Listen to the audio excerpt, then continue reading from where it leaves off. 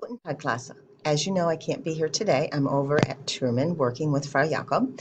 So today you're going to talk about, or have already learned about, hopefully, Schulen in Deutschland.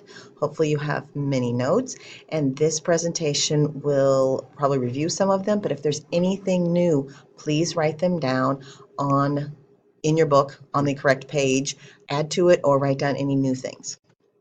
Okay, first, here's a picture of a typical school classroom. The desks do look a little old. They're not all that old-fashioned looking. But notice the chalkboard. It isn't like mounted on the wall. It's on these guides, so it can go up and down, and these sides pull in and out. But they do usually still have chalkboards, not whiteboards. Here's another classroom. Here's another one. This is an elementary school. They're apparently having their snack right now. Elementary schools tend to get out about noon. Kids go home for lunch, and they do not come back. And here's another classroom. So hopefully you've noticed a few things. First, German schools tend to have a lot of windows. The second picture didn't look like they did. There wasn't a very good lighting, but they tend to have lots of windows, and they do not use the overhead lights a lot. They have them. They'll use them if it's rainy or dark, but they don't tend to. Also, they still have chalkboards, and a lot of the chalkboards, as you can see here, there's one higher and one lower. A lot of them move around so that people can access them better. And they tend to have tables and not individual desks, kind of like we do have in our classroom. This is the outside of a German school. This is the courtyard. They tend to have these because in German secondary schools, they have chunks of time called a Pause, kind of like a pause. It's a break, kind of like a recess, but they have 15 to 20 minutes where they can do whatever. They can do some work, they can go ask a teacher something, they can hang out in the courtyard. If you have a grocery store, something close enough, like they do at the school that we exchange with, you can run up to the grocery store, buy a snack, and come back with it. They don't have rules about not leaving campus like our high schools do. Okay, grades. Probably already found this out, but grades in German schools are numbers, 1 bis 6, not letters. So there's two differences. One, they're numbers, and two, there's a different amount of them. So an 1 is sehr, sehr gut. A 1 would be like your parents would be so happy. It's like a top A. A 2 is good. 2 is sehr gut. It goes from probably what we would consider like a B plus to an A minus or so, as far as how good it is. A 3 is befriedigend, satisfactory. We would probably consider that a mid C to a B minus as far as how people feel about it. A 4, ausreichend, is adequate, but that's kind of like, it's okay, but you're just kind of passing. C minus in the D range. And 5 and 6, mangelhaft and ungenügend, are both failing. So 5 is kind of like, I don't know, an F plus. They don't really exist, but it's kind of like, well, you're not passing, but at least you're close. A 6 is like, you're nowhere close. It's really bad. So it is difficult to receive a 1 in German high schools. So you can't really quite compare it to an A because we give A's out a lot. It's not that hard to earn an A. But in Germany, it is very difficult to earn a 1. Things that are different are that there's more subjective, like essays and short answers, and less objective things like multiple choice and things like that. So here's the grading percentages that somebody came up with. Look at America's, that's pretty much how you would expect it to be. But in Deutschland, you might be looking at that going, wow, you can get 84% and still get a 1. I thought you said it was hard. Well, it is, because the grading is different. So it's more subjective. It's not give me the right answer. So kids have to take the information and synthesize it and use it, and the grading is much harder. So even though it looks like it would be easier to get those grades, it's really not, because of the type of questions asked and the way kids are assessed. Here is a Zeugnis, a report card. It's a little bit old. You can see the person was born in 1974. So I don't know that they've changed that much. It tells you where it's from, about the person. Here it has the grades that this person received. Notice they don't have the numbers. They have the actual description. But over here, they give the grade point average. Now in America, the grade point average, you want to be high. 4 is the highest, unless you take honors classes, and then it could be over it. So you don't want low ones. But in Germany, it's the exact opposite, because 1 is the best. So you want a low GPA. So this guy is average. He's not bad, but he's not, really great.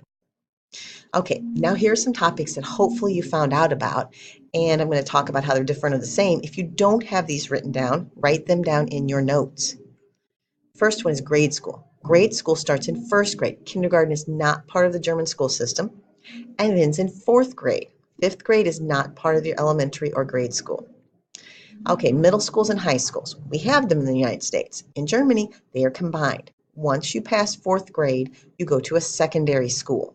There are three types of secondary schools: the Hauptschule, the Realschule, and the Gymnasium. And the Hauptschule and Realschule only go to grades 9 or 10. After you complete them, you would do an apprenticeship at an actual job for 2 or 3 years. The Hauptschule is more for students who are going to be in a trade, who are going to be working with their hands, doing more, not exactly manual labor, but more like that. The Realschule is for people who are going to be trained in a skilled job, but you don't need to go to the university. If you're going to be a secretary or work in the hotel trade, you would go there. And you get out at grade 10 in that case. The Gymnasium is the college prep school. If you want to go to the university, you need to go to the Gymnasium. Now, not everybody can go to the university. Not as many people go in Germany because they have many more trade schools that people who here go to the university, at least for a couple of years, they don't in Germany. They go to a trade school and have an apprenticeship. So the Gymnasium is the only one that goes to grade 12, and you must complete grade 12 to go to the university.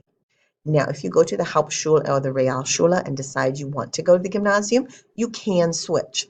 I don't know what the exact rules are. If you don't do well, you probably can't. But if you do really well in those schools and you decide you want to go to the university, you can switch over and then finish up at the Gymnasium.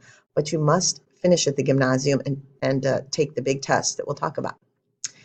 Okay, university or college can only go when you finish with 12th grade, and you have to pass a big test called the Abitur that basically covers everything you've learned.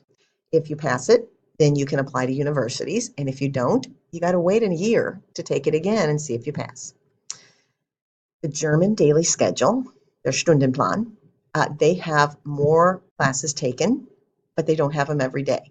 The really kind of important ones, they take 3 to 4 times a week. Some of them, they might just take once a week. Report cards, we get them every quarter. In Germany, we talked about the grades are from 1 to 6, so that's different. And they get 2 cards a year, so that's more like our semester grades. They do not get them in between. Their schools, colleges, and tech schools are free. So if you finish your Realschule or Hauptschule, you can go to a trade school, an apprenticeship, free. If you finish the Gymnasium and complete it, you can go to a university for free. Now, there might be a few registration fees, but they're like a few $100s probably. Otherwise, it is free, but you have to qualify.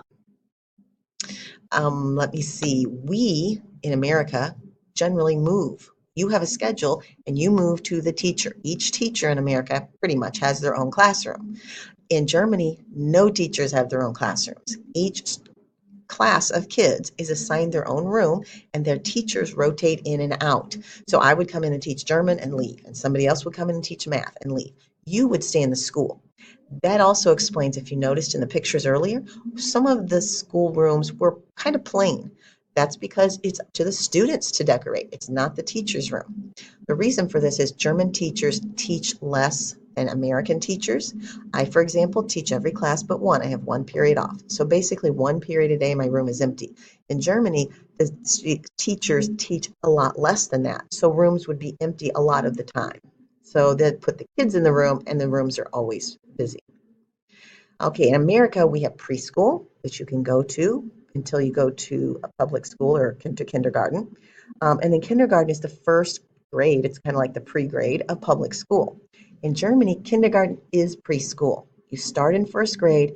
Kindergarten is where you go before you start school. Okay, the next thing is the Abitur, which I've mentioned. It has nothing to do with the picture you're seeing. It is the huge test at the end of 12th grade that is cumulative, that goes over everything you've learned. You pass it, you can apply to go to the university. You don't pass it, you got to wait out a year and try to take it again. If you still don't pass it, I guess you're not going to the university. The next one is the Schultüte. Now that is this huge cone that you're seeing. In Germany, they have this thing called the Schultüte, the school bag. And what you do is on your first day of first grade, your parents will give you this big Schultüte filled with treats and goodies and school supplies and things like that to celebrate you going off to school. Trade schools generally are 3 years. So after you finish the Realschule or Hauptschule, you can go there. In America, we all eat lunch at school. In Germany, most kids go home to eat lunch. Now they're changing that a little bit since they only have 12 grades instead of the 13 they used to have. They are kids are staying at school if they live farther away and eating at the cafeterias when they have to stay. But a lot of kids who live close still go home because they have a long lunch break, like an hour, hour and a half. So they still go home to eat. So there are cafeterias, but it's not common that every student eats there. Okay, summer vacations. In America, summer vacation is rather long, 10 to 12 weeks. In Germany, it's much shorter, 6 weeks. Now, the thing that balances this out is that they have longer breaks within the school year. They do have a lot of holidays like Whit Sunday, which I think is Pentecost here, which is a religious thing, but they get off a day for it. They also have 2 weeks in the fall, 2 weeks at Christmas, which we usually do, and 2 weeks in the spring, or it's always around Easter. So they get a few more weeks during the school year and some other holidays. So it might be about even. They might go a little bit longer than us. Okay. This is the Geschwisterschule-Gymnasium. This is the school that we do our exchange with. These are the last kids that I took over there. The Geschwisterschule are the siblings Schule. So there were some siblings in Germany who protested against the Nazis, against Hitler in World War II, and were put to death for it, I think. At least one of them was. So this school was named after them. They tend to name their schools after famous people. This is the Klasse 10C, so it's the 10th grade, the third class, and this is where they put their bike helmets. You'll see in a couple pictures, they have a lot of kids who ride their bikes, and so they need a place to store their helmets. Here is the teacher's lounge. I told you that lounge is really not quite the right word. I told you that the teachers don't get their own room. This is what the teachers get. Every chair you see there represents a teacher's spot, and that's the amount of space they have to work at school. So most teachers tend to take their things home. You don't have a lot of flashcards and all the things I use in class because I have to store them here at school. So that just doesn't happen because that's the amount of space the teachers in Germany have. These are the bikes at the Geschwisterschule Gymnasium. So you can see a lot of kids ride their bikes to school. This is the Sporthalle, which would be the gymnasium. Remember, gymnasium is the type of school. The Sporthalle is the gymnasium where they would go for PE. So I said kids stay in their rooms all day. That's not completely true. They do leave their rooms for something like PE. So any kind of classes that you would need a specific facility for, then they would leave. This is the inside of the Geschwisterschule Gymnasium. So you see they have a really big indoor kind of courtyard where they can hang out during breaks and things. This is the cafeteria. So it's a lot bigger than it was when I first went. It was maybe a third of the size then. But now they do have kind of a cafeteria that's almost full size, smaller, not like ours, but it will hold a decent amount of kids and they have a place to serve them. Parents run the cafeteria. They sign up and volunteer. They buy fresh food. They come in and cook that day. And that's how their cafeteria is run. This is the outdoor place in the Geschwisterschule Gymnasium where kids go out and hang out before school or after school or during their breaks.